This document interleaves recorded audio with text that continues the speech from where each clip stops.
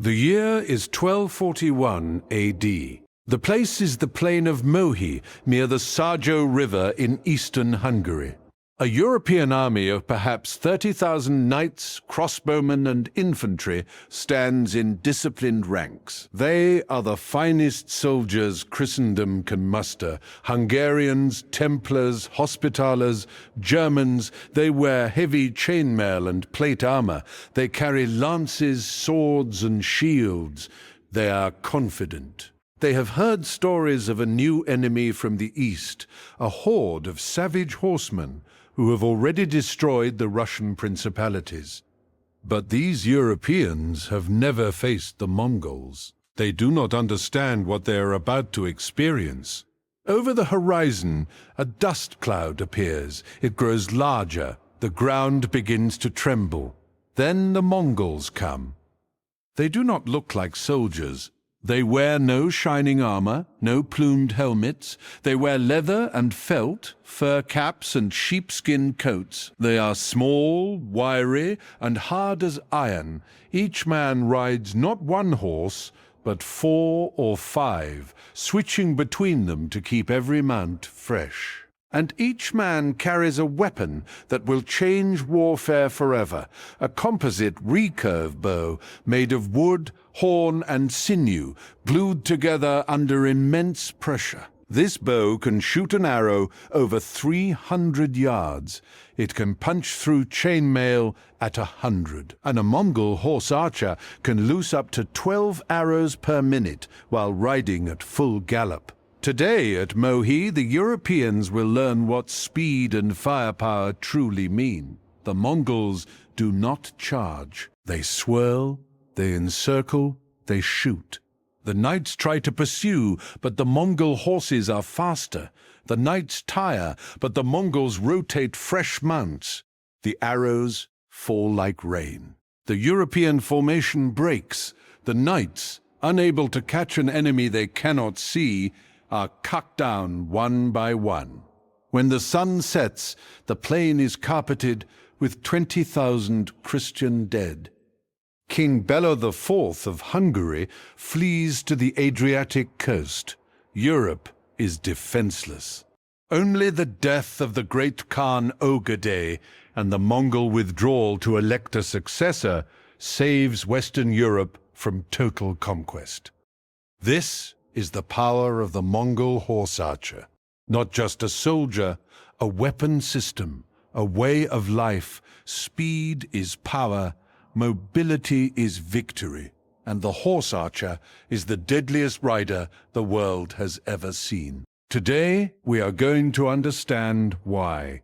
We will climb onto the horse, draw the bow, and ride into the wind with the men who conquered half the world. To understand the Mongol horse archer, you must first understand the Mongol horse. The Mongolian horse is not a large animal, about 12 to 14 hands high, smaller than a modern thoroughbred, but it is the toughest, most resilient horse on earth. It can survive on grass alone, even under snow. It can dig through ice with its hooves to find buried pasture. It can travel for days without rest, covering up to 100 miles in a single day. A Mongol warrior did not own one horse. He owned a string of 4 or 5, sometimes more.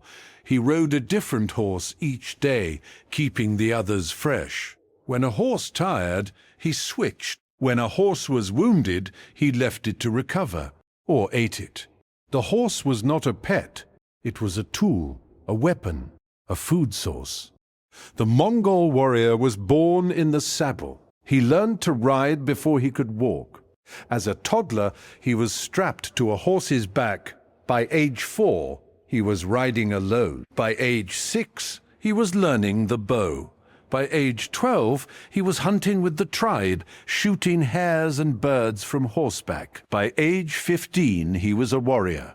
The bond between man and horse was so intimate that the Mongol could control his mount with his knees alone, leaving both hands free for the bow. He could hang off the side of the horse, shooting under its neck, or stand on the horse's back, shooting over its head. He could turn 180 degrees in the saddle and shoot behind him, the famous Parthian shot.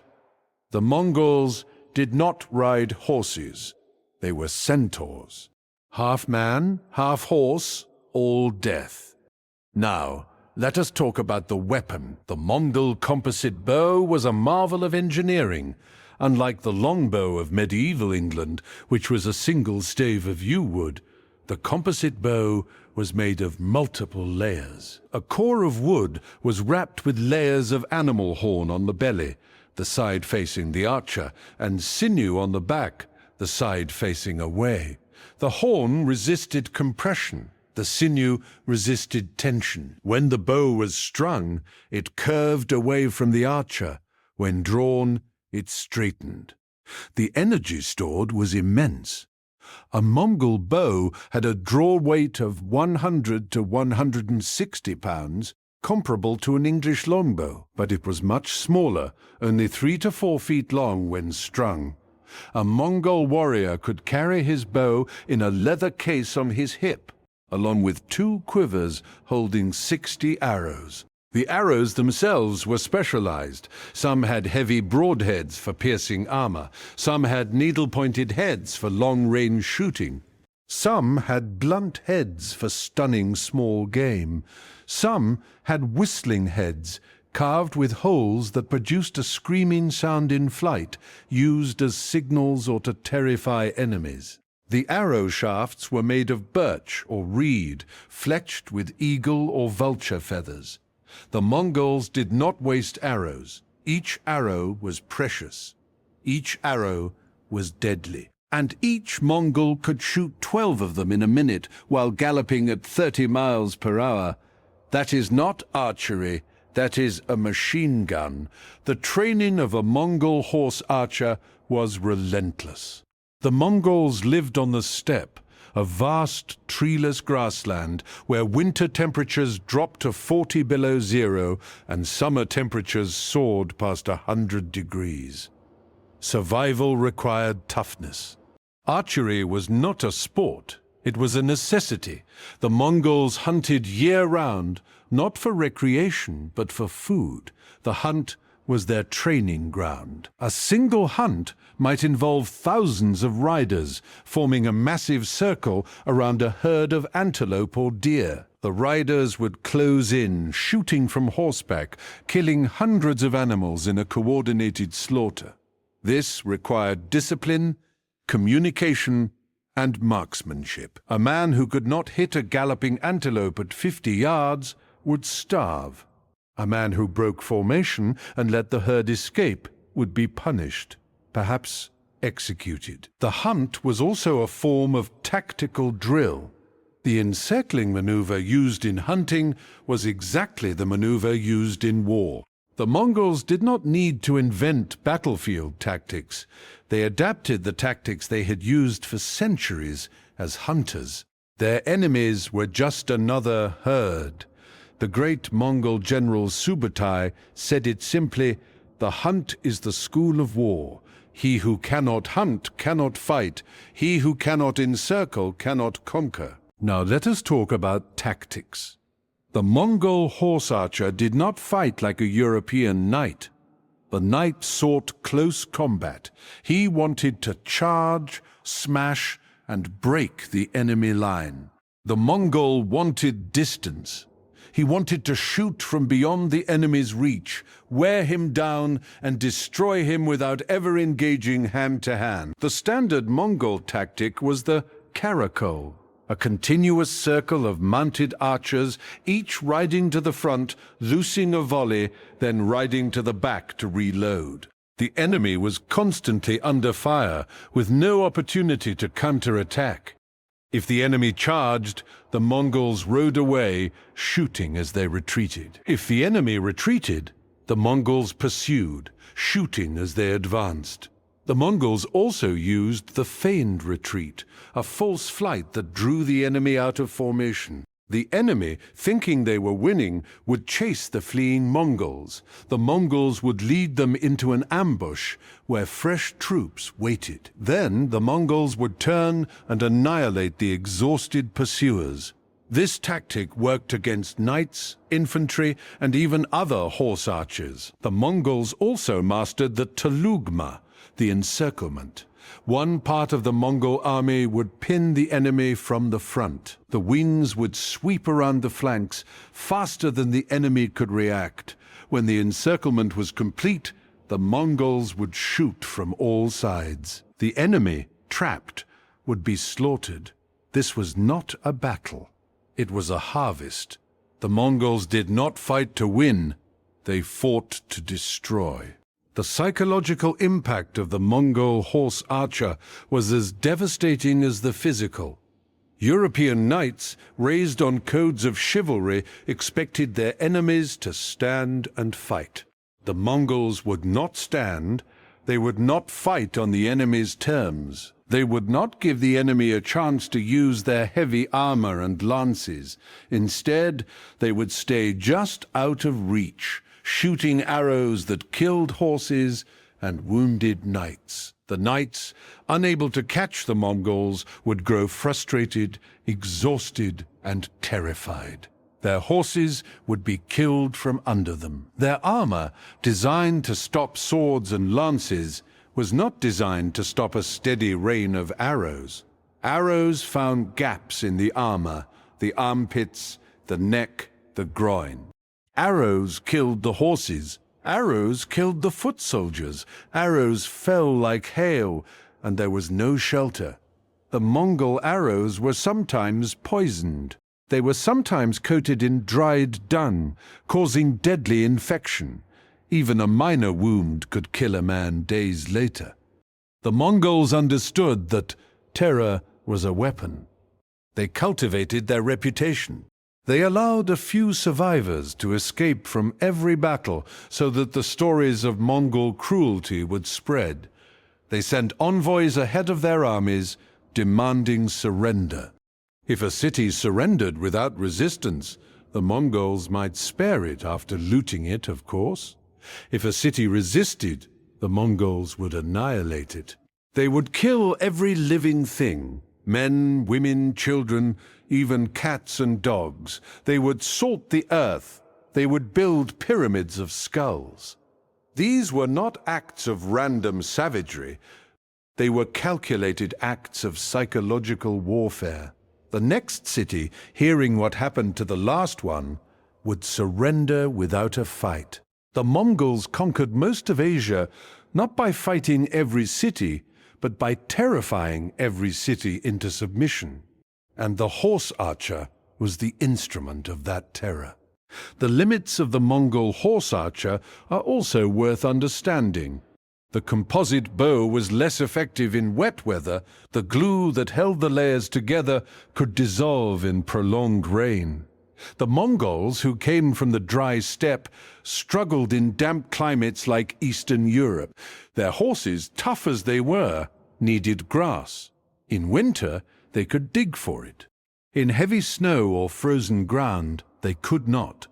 The Mongol army, for all its mobility, was tied to the availability of pasture. They could not campaign in dense forests, in swamps, or in mountains without passes. They could not sustain long sieges without captured engineers and supplies. The horse archer was the perfect weapon for the open steppe. He was less effective in the forests of Germany, the mountains of Afghanistan, or the jungles of Southeast Asia. And the Mongols, for all their genius, never solved the problem of the horse archer's vulnerability to disciplined heavy infantry with crossbows and long pikes. The European armies learned, eventually, to fight the Mongols. They learned to fight in dense formations, to protect their flanks with natural barriers, to use crossbowmen to shoot back. But by the time they learned these lessons, the Mongol Empire was already breaking apart. The horse archer had done his work. He had conquered more territory than any military force in history. Let us talk about the man himself. The Mongol horse archer was not a professional soldier in the modern sense. He was a herder, a hunter, a nomad. He was also a husband, a father, a son. He lived in a felt tent called a ger, or yurt. He ate meat and fermented mare's milk. He believed in the eternal blue heaven, Tengri, and in shamans who could speak to spirits. He was illiterate by Western standards, but he had a vast oral tradition of poetry, song, and lore. He was loyal to his clan, his commander, and his Khan. He was not fighting for money or for glory. He was fighting for survival, his own and his people's. The Mongols were a small population, perhaps 1 million people in total. They could not afford to lose many warriors. That is why they avoided close combat. That is why they used terror to make enemies surrender. That is why they incorporated conquered peoples into their armies, using them as infantry and siege engineers and cannon fodder. The Mongol horse archer was the elite, but he was not the whole army. He was the tip of the spear, and the spear was driven by the weight of an entire empire. So what can we learn from the Mongol horse archer? First, that speed is power. The Mongols were not the strongest or the most technologically advanced warriors of their time. They were the fastest. They could appear where they were not expected, strike before the enemy could prepare, and vanish before the enemy could respond. Speed, properly used, is a force multiplier. It turns a small army into a large one, because the enemy can never concentrate against it. Second, that training matters more than equipment. The Mongol bow was a fine weapon, but it was not magical. What made it deadly was the man who used it, a man who had been shooting from horseback since childhood, who could loose 12 arrows a minute while riding bareback, who could hit a target the size of a dinner plate at 100 yards. You cannot buy that kind of skill. You cannot conscript it. You can only build it through years of dedicated practice. Third, that logistics is the secret weapon. The Mongols did not have supply wagons. They did not have supply lines. They lived off the land, off their horses, off the enemy's stores. This freed them from the constraints that limited every other army. They could go where the roads did not go. They could strike when the enemy thought they were far away. They could outrun their own reputation. Fourth, that terror is a legitimate military tool. The Mongols understood that the goal of war is not to kill every enemy. The goal is to make the enemy unwilling to fight. Terror achieved that. The pyramids of skulls, the survivors sent back with stories of horror. These were not war crimes, they were war tactics. They saved Mongol lives. They ended wars quickly. They were brutal, but they were effective. Fifth, that adaptability is survival. The Mongols did not conquer the world with horse archers alone. They conquered it with horse archers plus Chinese siege engineers, Persian administrators, Turkish auxiliaries, and Arab merchants. They adapted to every enemy, every terrain, every challenge. They learned, they changed, they grew. That is why they won. That is why, for a brief moment in history, the horse archers ruled the world. Today, you can still see the legacy of the Mongol horse archer. In Mongolia, the annual Naadam festival features horse racing and archery, the sports that once made the Mongols invincible. The descendants of the Mongol warriors still ride, still shoot, still honor the memory of Genghis Khan. The bows they use are modern versions of the composite bow, made with synthetic materials, but the technique is ancient. You can watch a Mongol horse archer ride at full gallop, stand in the saddle, draw the bow, and hit a target smaller than a dinner plate. It is not a trick. It is a tradition. It is a memory of a time when the Mongols were the deadliest riders on earth. The world has changed. Horses are no longer weapons. Arrows are no longer missiles, but the spirit of the horse archer, the speed, the skill, the discipline, still lives, not on battlefields, but in the hearts of those who remember. The Mongol horse archer was the deadliest rider ever, not because he was born with a gift, because he worked for it. Every day, from childhood, through wind and snow, through heat and dust, through war and peace, he practiced, he trained, he prepared, and when the time came, he rode, he shot, he conquered. Speed is power, the horse is the engine, the bow is the voice, and the Mongol horse archer is the legend that will never fade. From the steppes of Mongolia to the plains of Hungary, from the Great Wall to the gates of Vienna, the horse archers rode, and the world trembled. That is their story, that is their power, that is their eternal, thundering, unstoppable charge. The Mongol horse archers, deadliest riders ever. Speed is power, and they had both.